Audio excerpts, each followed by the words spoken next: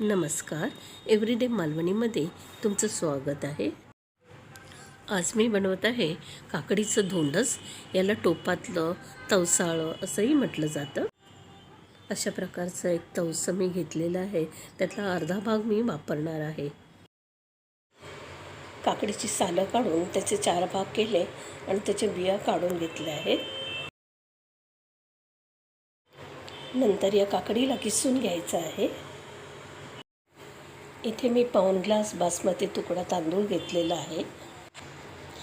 ज्या तांदळाचा भात मोकळा होत आहे असा जुना तांदूळ वापरायचा आहे. तांदूळ मी 3-4 पाण्याने स्वच्छ धुवून घेतला. तांदूळ चाळणीवर काढून पाणी निथळून घ्यायचं आहे.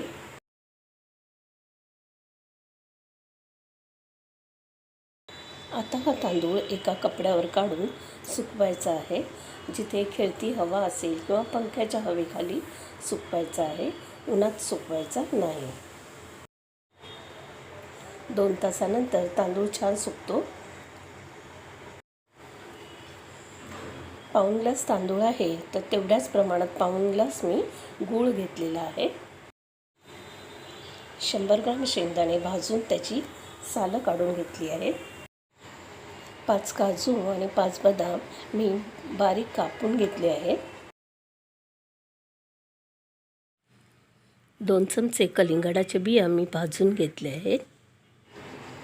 शेंगदाणे आणि तांदूळ आपल्याला मिक्सरवर जाडसर वाटून घ्यायचे आहेत.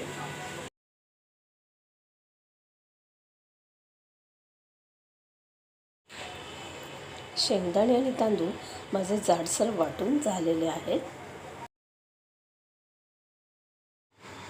आता एका पातेल्यामध्ये अर्धा ग्लास पाणी घ्यायचं आहे. या पाण्यामध्ये पाऊण ग्लास गूळ मी घातलेला आहे. गूळ वितळेपर्यंत हे पातेलं आपल्याला गॅसवर ठेवायचं आहे. आपल्याला पाक बनवायचा नाही. आता गूळ वितळला आहे आणि हे पाणी मी चाळणीमध्ये गाळून घेत आहे. आता इथे काकडी किसलेली आहे. तांदूळ आहे दळलेला. 1 ग्लास पाणी आहे गुळाचं. शेंगदाण्याची पावडर आहे. काजू बदाम आहेत. 6 चमचे तूप आणि 1 चमचा वेलची पावडर आपण घेतलेली आहे. इथे मी कढई गरम करत ठेवली आहे. त्यात मी 5 चमचे तूप टाकलेलं आहे. तूप गरम झालं की त्यात आपल्याला मिक्सरवर दळलेला तांदूळ घालायचा आहे.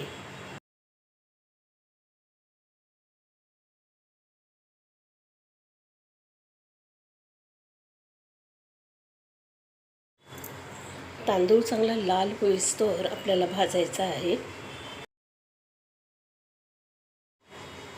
इथे तांदळाचा रंग छान लाल झाला आहे आणि तांदूळ फुलून आला आहे. इथे मी आता किसलेली तवसं किंवा काकडी घालत आहे.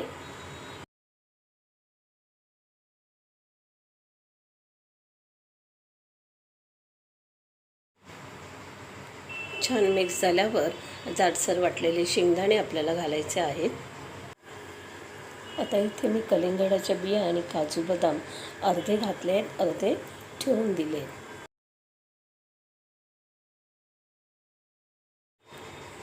आता अर्धा ग्लास गुळाचं पाणी आपण बनवलं आहे ते त्यात घालायचं आहे. सर्व छान एकत्रित करून घ्यायचं आहे. आता अजून अर्धा ग्लास पाणी मी इथे घालत आहे. इथे अगदी थोडंसं मीठ आपल्याला टाकायचं आहे. आता झाकण ठेवून त्याला मंद गॅसवर 15-20 मिनटं शिजू द्यायचं आहे. मध्ये मध्ये झाकण काढून थोडं थोडं पाणी घालायचं आहे. मी 1 ग्लास पाण्याचा वापर आणखी केलेला आहे. हे केक बनवायचं भांडं आहे. पूर्वी ओव्हन नसायचे तेव्हा अशा भांड्यामध्ये केक बनवला जायचा. धोंडस बनवण्यासाठी मी याचा उपयोग करत आहे. तुम्ही कोणताही ॲल्युमिनियमचा टोप वापरला तरी चालेल. याला मी अर्धा चमचा तूप घालून सगळीकडून लावून घेतलेला आहे. कोकणात गणपती विसर्जनानंतर तवशाचं धोंडस घरोघरी हमखास बनवलं जातं. 20 मिनिटानंतर झाकण काढल्यावर तांदूळ चांगला शिजला आहे आणि पाणीही कमी झालेलं आहे. आपल्याला अशाच प्रकारचं मिश्रण पाहिजे आहे. हे धोंडचं मिश्रण शिजवण्यासाठी मला सर्व मिळून 2 ग्लास पाणी लागलं आहे.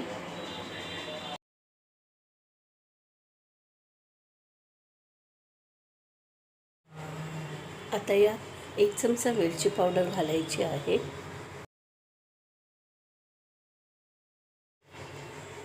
आता हे धोंडचं मिश्रण तूप लावलेल्या भांड्यामध्ये काढून घ्यायचं आहे. त्याच तुपात बनवलं तरी चालतं, पण ते खालून जळण्याची शक्यता असते. मग दुसरा तूप वापरला तर छान केकसारखा निघून येतं.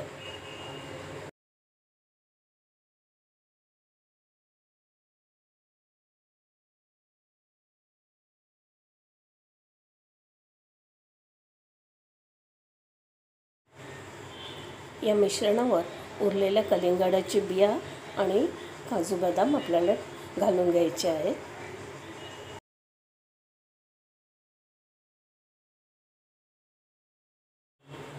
इथे मी भिडाचा तवा गरम करत ठेवलेला आहे. कोणताही तवा वापरला तरी चालेल. या तव्यावर आपल्याला हे भांडं ठेवायचं आहे. मंद गॅसवर 45 ते 50 मिनिट आपल्याला धोंडच बनायला लागतात.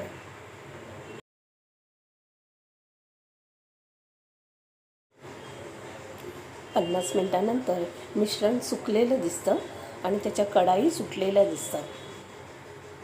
म्हणजे आपलं धोंडच तयार आहे. हात लावून पाहिलं तर ते एकदम सुकं लागतं, चिकटत नाही हाताला. इथे मी चाकू घालून बघितलं आहे, एकदम चाकू साफ येतो. इथे मी परातीमध्ये पाणी घेतलेलं आहे, साधं पाणी घेतलं आहे. हे भांडं आपल्याला परातीमध्ये ठेवायचं आहे. तवशाचं धोंडच बनायला रात्रीचे 10 वाजले आहे. आता मी हे रात्री पाण्यात ठेवलेलं आहे. उद्या सकाळी मी हे उघडून बघणार आहे. सकाळी 8 तासानंतर हे धोंडच एकदम छान तयार झालेलं आहे. केक जसं आपण उलट करतो तसंच ताट ठेवून याला उलटं करायचं आहे. तूप लावलेलं असल्यामुळे एकदम सहजतेने तो वेगळा झालेला आहे टोपापासून. छान लाल रंग आला आहे. याला ताट ठेवून पुन्हा आपल्याला याला सरळ करायचं आहे. खूप छान दाणेदार धोंडच तयार आहे. याच्या वड्यासुद्धा अगदी सहजतेने पडल्या आहेत. छान टेस्टी दाणेदार असं धोंडच तयार आहे.